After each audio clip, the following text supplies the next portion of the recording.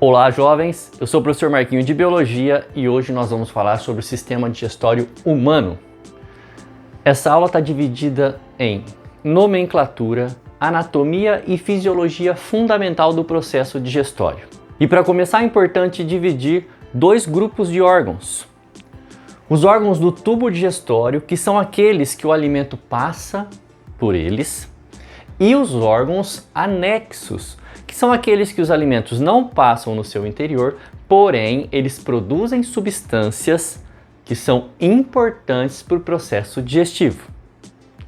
Então vamos iniciar com os órgãos e suas funções básicas, começando pela boca, onde acontece a ingestão de alimento, quando o alimento entra no nosso corpo. Passando pela boca, esse alimento passa também pela faringe. Logo no momento que a gente engole, ele está passando pela nossa garganta, pela faringe. A faringe é um tubo muscular que manda o alimento para o esôfago, que é o terceiro órgão, que nada mais é do que um outro tubo muscular de aproximadamente 30 centímetros que manda o alimento dessa região oral para o nosso estômago, que é o quarto órgão. O estômago é extremamente importante para iniciar o processo de digestão das proteínas, da carne que a gente come.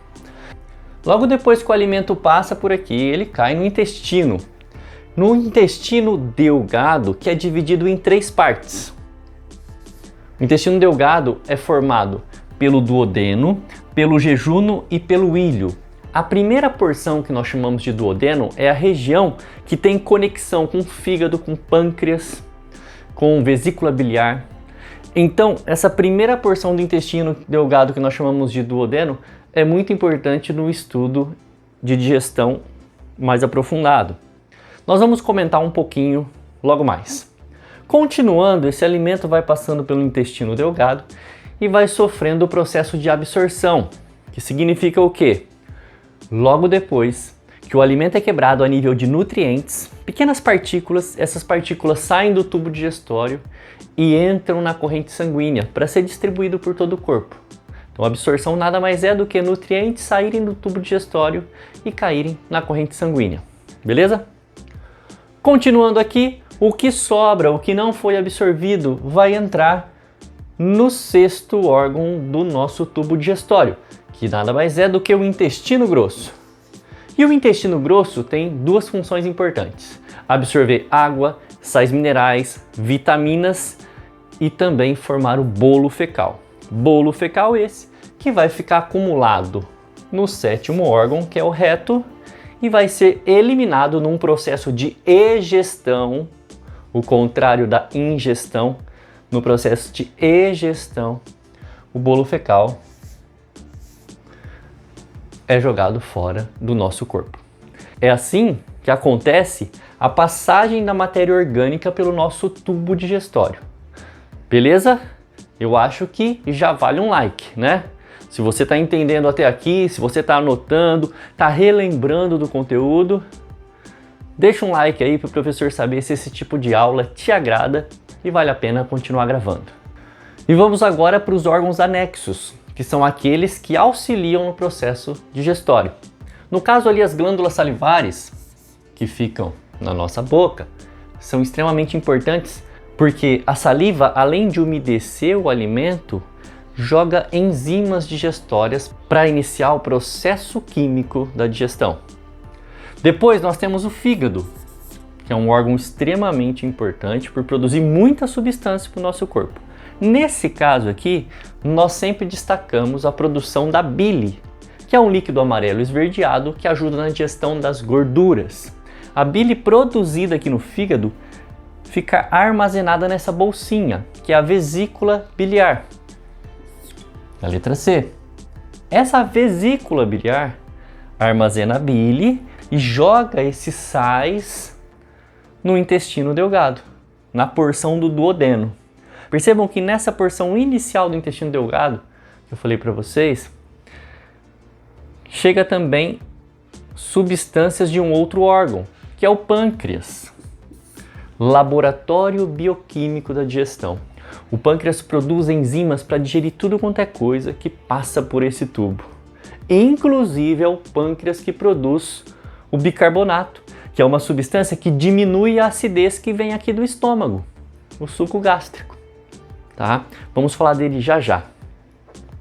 Observe então que nós temos 4 órgãos anexos que o alimento não passa dentro, mas eles produzem alguma coisa, eles liberam alguma coisa, jogam no tubo digestório para que a digestão aconteça.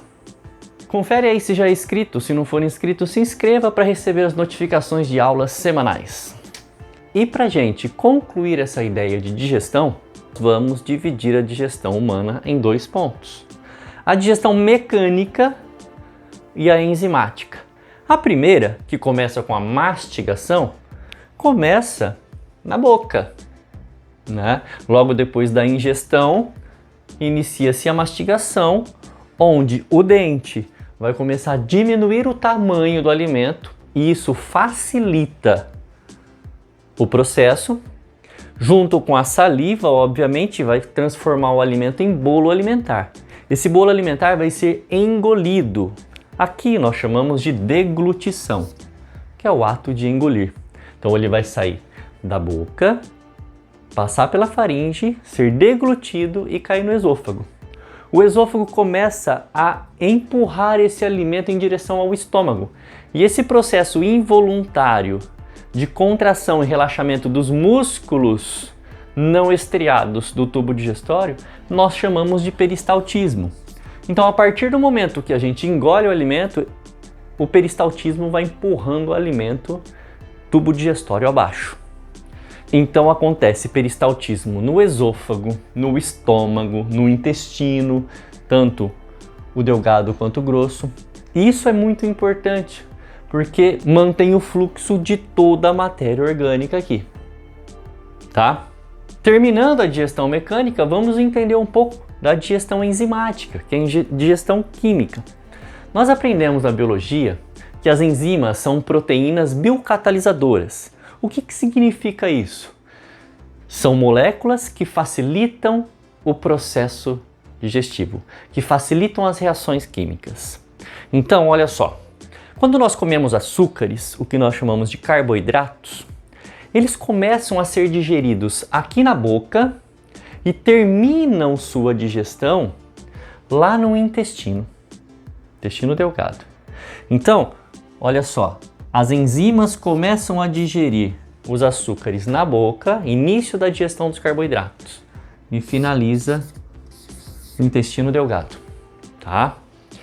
As proteínas, as carnes que nós comemos, iniciam sua digestão aqui, ó, no suco gástrico do estômago e finalizam sua digestão no intestino delgado. Início da digestão das proteínas e término da digestão das proteínas.